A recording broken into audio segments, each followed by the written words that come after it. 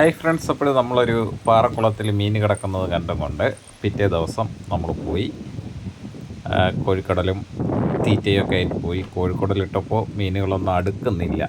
അതായത് അത് കോഴിക്കടലിൽ വേസ്റ്റ് പോലത്തെ സാധനങ്ങളൊന്നും കഴിക്കുന്നില്ല.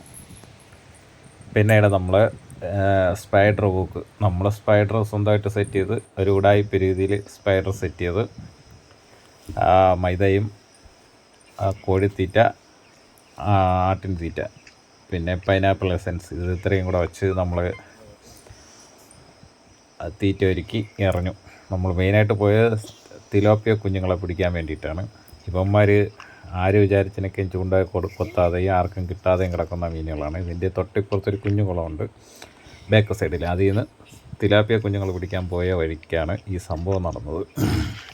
നമ്മളിട്ടിരിക്കുന്ന നൂല് 40 ടങ്കീസാണ്. അതായത് വളരെ നൈസാണ്.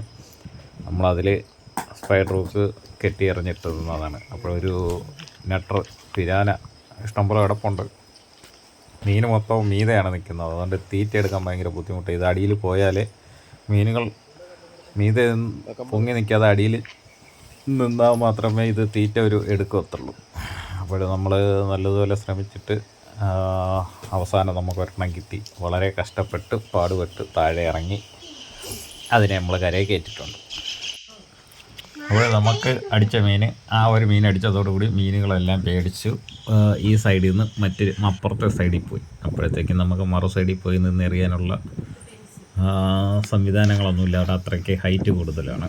ആകെ കിട്ടിയത് ഒരു നെട്ടർ അഥവാ പിരാന വർഗത്തിൽപ്പെട്ട നെട്ടർ ആണ് നമുക്ക് കിട്ടിയത്. പിന്നെ കുറേ കുഞ്ഞൻ തിലാപ്പികൾ കിട്ടിയായിരുന്നു. അത് വേറെ നമ്മൾ മണ്ണിരയിട്ട് പിടിച്ചതാണ്. ഇത് മണ്ണിരയിലും കോഴിക്കോടലിലൊന്നും എടുക്കാതെ നിന്ന മീനുകളാണ്. നമ്മൾ ഒരെണ്ണം പൊക്കിയപ്പോഴത്തേക്കും ബാക്കിയുള്ള എല്ലാം സ്ഥലം വിട്ട് നേരെ മറുകരയ്ക്ക് പോയി. ഓക്കെ ഗൈസ്, അപ്പോൾ വീഡിയോ കണ്ട് ഇഷ്ടപ്പെട്ടാൽ നമ്മുടെ ചാനലൊന്ന് സബ്സ്ക്രൈബ് ചെയ്യുക. ഓക്കെ,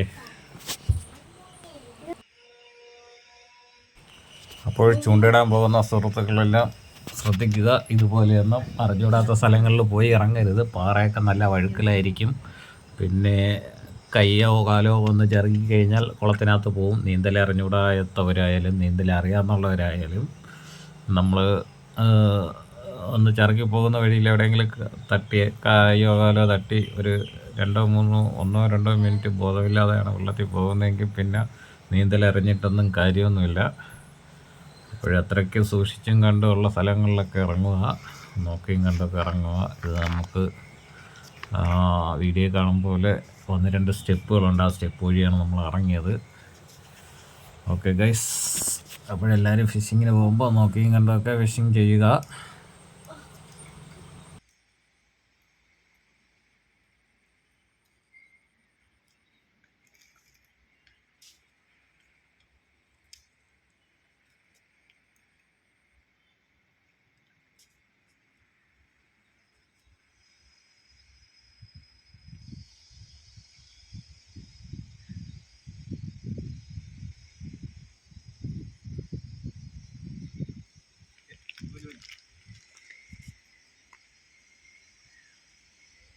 ഇവിടെ ഇട്ടാൽ മതിയല്ലോ.